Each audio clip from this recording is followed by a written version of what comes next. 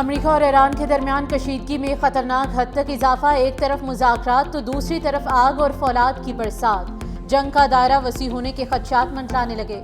غیر ملکی میڈیا کے مطابق امریکہ نے آبنائے ہرمز کے قریب ایرانی فوجی تنصیبات کو نشانہ بنایا۔ جنوبی شہر بندر عباس کے قریب فوجی مقام پر حملے کی تصدیق۔ امریکی حکام کہتے ہیں کہ کارروائی امریکی فوجیوں اور آبنائے ہرمز میں بحری ٹریفک کے تحفظ کے لیے کی گئی۔ ایرانی میڈیا کا کہنا ہے کہ امریکی حملوں میں کوئی جانی یا مالی نقصان نہیں ہوا۔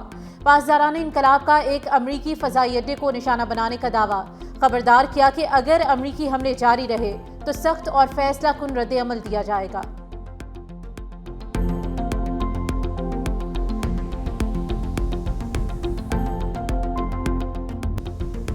ایران کے ساتھ وہی کر سکتے تھے جو وینزویلا کے ساتھ کیا۔ پاکستان کی درخواست پر ایران کے خلاف کارروائی روکی۔ صدر ڈونلڈ ٹرمپ کا امریکی چینل کو انٹرویو۔ کہا ایران کو انتہائی افزودہ یورینیم چھوڑنے کے بدلے پابندیوں میں نرمی نہیں دی جائے گی۔ ایران کے ساتھ ڈیل تاحال فائنل نہیں ہوئی۔ ایران کے ساتھ مجوزہ معاہدے پر امریکہ ابھی مطمئن نہیں ہے۔ ایران معاہدے کے لیے بےتاب ہے۔ ان کے پاس معاہدے کے علاوہ کوئی دوسرا راستہ نہیں۔ ایران کے پاس اب کوئی لیڈرشپ نہیں رہی۔ ایران کو جوہری ہتھیار رکھنے کی اجازت نہیں دیں گے۔ امریکی صدر کی فیلڈ مارشل سید عاصم منیر اور وزیر اعظم شہباز شریف کی ایک بار پھر تعریف۔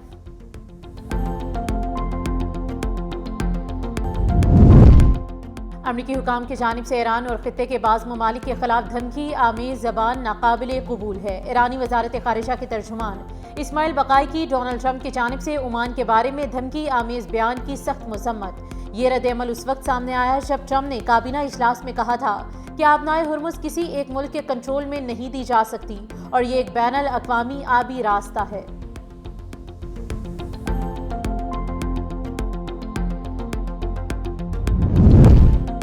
کوئی جارحیت کی گئی تو ایران بھرپور جواب دینے کے لیے تیار ہے۔ ایرانی پاسداران انقلاب بحریہ کے نائب سیاسی سربراہ محمد اکبر زادہ کا دو ٹوک پیغام۔ کہا دشمن کی کمزوری کے باعث جنگ کے امکانات کم ہیں۔ ایرانی مسلح افواج ہر ممکن صورتحال کے لیے مکمل چوکس ہیں۔ اگر ایران پر حملہ ہوا تو چابہار سے ماشہر تک ساحلی علاقہ حملہ آوروں کے قبرستان بن جائیں گے۔ ایرانی افواج ملکی سرحدوں اور ساحلی علاقوں کے دفاع کے لیے مسلسل نگرانی اور تیاری کی حالت میں ہے۔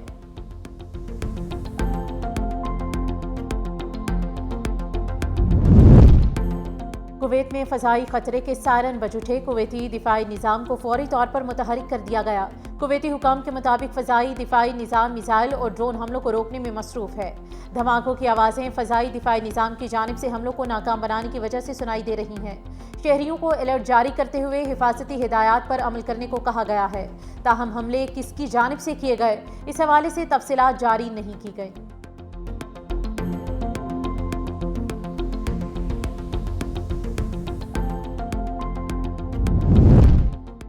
ڈونلڈ ٹرمپ کا ایران پر نیا معاشی وار، مزید اقتصادی پابندیاں عائد کر دی گئیں۔ امریکی محکمہ خزانہ کے مطابق پرشین گلف اسٹریٹ اتھارٹی بھی پابندیوں کی فہرست میں شامل ہے۔ یہ اتھارٹی آبنائے ہرمز سے بحری گزرگاہ کی درخواستوں کا انتظام کرتی ہے۔ یہ ادارہ رواں ماہ قائم کیا گیا تھا، جس کے ذمے آبنائے ہرمز سے گزرنے والے جہازوں کو اجازت دینا اور ان سے فیس وصول کرنا ہے۔ امریکی وزیر خزانہ اسکاٹ بیسنٹ کا کہنا ہے کہ ایرانی فوج کی عالمی بحری تجارت سے بھتہ وصول کرنے کی کوشش اس بات کا ثبوت ہے کہ معاشی دباؤ نے ایرانی حکومت کو مالی بحران میں مبتلا کر دیا ہے۔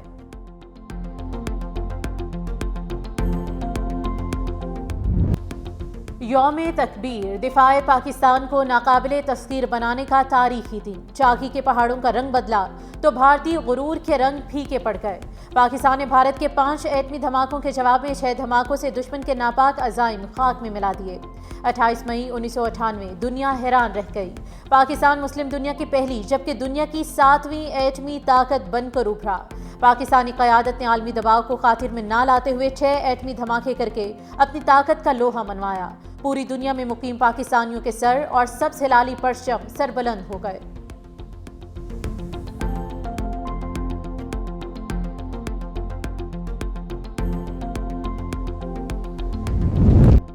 وزیر داخلہ محسن نقوی کی سعودی وزیر داخلہ شہزادہ بن عبدالعزیز بن سعود سے اہم ملاقات۔ دو طرفہ تعلقات، داخلی سیکیورٹی اور مشرق وسطیٰ کی صورتحال پر تفصیلی تبادلہ خیال۔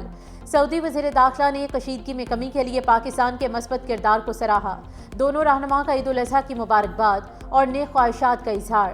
سعودی عرب میں federal constabulary special diplomatic protection unit کے 200 اہلکاروں کی ٹریننگ پر اتفاق۔ محسن نقوی نے حج انتظامات پر سعودی حکومت کو خراج تحسین پیش کیا۔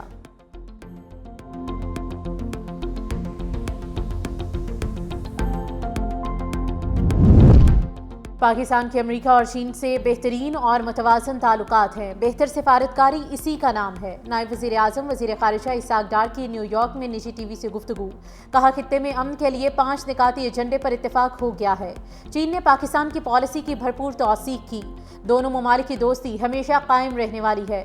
پاکستان تمام بڑی طاقتوں کے سامنے اچھے تعلقات کا خواہاں ہے۔ اسحاق ڈار آج واشنگٹن میں امریکی وزیر خارجہ مارکو روبیو سے ملاقات کریں گے۔ گزشتہ روز سیکرٹری جنرل انطونیو گوتریس سے ملاقات کی تھی۔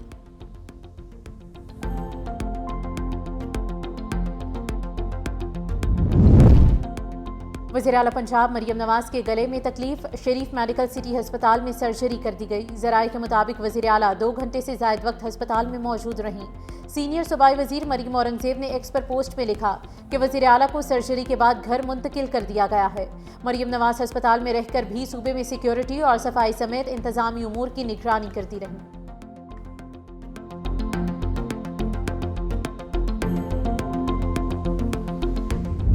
عید الاضحیٰ کے پہلے روز پنجاب میں عوامی خدمت کا نیا ریکارڈ قائم، 100% ٹارگٹ مکمل۔ ستھرا پنجاب اور سیف سٹی کے باہمی اشتراک سے صوبے بھر میں صفائی اور سیکیورٹی آپریشن کامیابی سے مکمل۔ وزیر اعلیٰ پنجاب مریم نواز نے دن بھر صفائی اور سیکیورٹی آپریشن کی ڈیجیٹل مانیٹرنگ کی۔ کمشنرز، ڈپٹی کمشنرز اور اسسٹنٹ کمشنرز شدید گرمی کے باوجود فیلڈ میں موجود رہے۔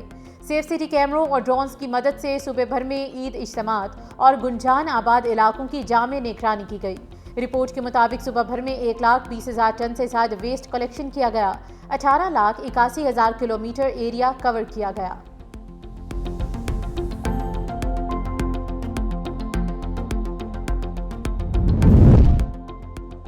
رحیم یار خان انتظامیہ نے کچے کے بچوں کے ساتھ عید کی خوشیاں منائیں۔ ڈپٹی کمشنر ظہیر انور جپا نے پلیئر لینڈ اور سٹی پارک میں بچوں کا استقبال کیا۔ بچوں نے جھولوں، کھیلوں اور تفریحی سرگرمیوں میں بھرپور حصہ لیا۔ مہمان بچوں اور اہل خانہ کی توازو کے ساتھ عیدی اور تحائف بھی تقسیم کیے۔ ڈپٹی کمشنر کے مطابق حکومت کا مقصد پسماندہ علاقوں کے بچوں کو تعلیم، کھیل اور مثبت سرگرمیوں کے ذریعے یکساں مواقع فراہم کرنا ہے۔ ایسے اقدامات سے کچے میں امن، اعتماد اور سماجی بحالی کو فروغ ملے گا۔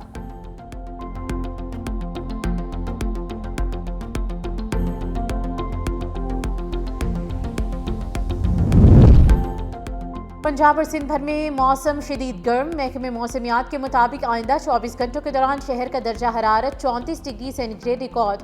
ہوا میں نمی کا تناسب 75% تک برقرار۔ جنوب مغرب سے 18 کلومیٹر فی گھنٹہ کی رفتار سے ہوائیں چلنے لگی۔ وقفے سے تیز ہواؤں کا بھی امکان۔ لاہور کا درجہ حرارت 39 ڈگری سینٹی گریڈ ریکارڈ۔